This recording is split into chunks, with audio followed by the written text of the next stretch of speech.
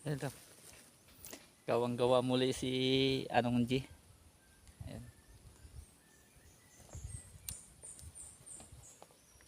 Linis tayo sa shrine ni Lolo General Duke, no? Gamit natin ang brush cutter. Salamat Anang sa pagbigay mo ng panggasolina. Gaganahan lalo ako.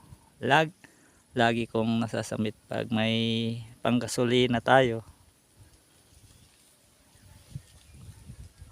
Nalilinisan lagi natin tong shrine ni Lolo General Duke, no?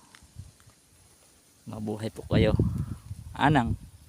Lagi nyo akong sinusuportahan sa aking mga ginagawa. Ito po yung tinatawag nating kawang gawa. Ito mga Anang, mga anong, ang ganda ng view deck. Nakaka-relax dito pag malinis ang kapaligiran. Ang ganda ng tanawin. Halimbawa po itong niyog, oh. Yan po.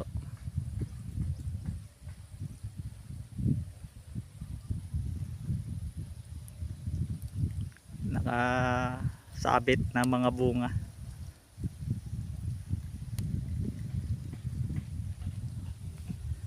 Yan, nakakatawa po tingnan. Lapit na nga natin. Ayan. Nasa gilid po siya. Yung parang nakakabit na lang yung puno niya. Pero may bunga pa din.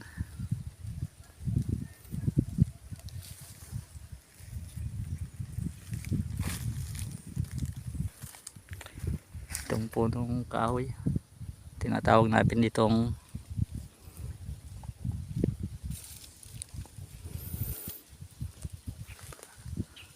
kalimutan ko isambit. Kahoy na sagong. Local name. Salitang Aklanon, sagong. Sige po, pagpatuloy ko yung ginagawa natin. Sa susunod naman po,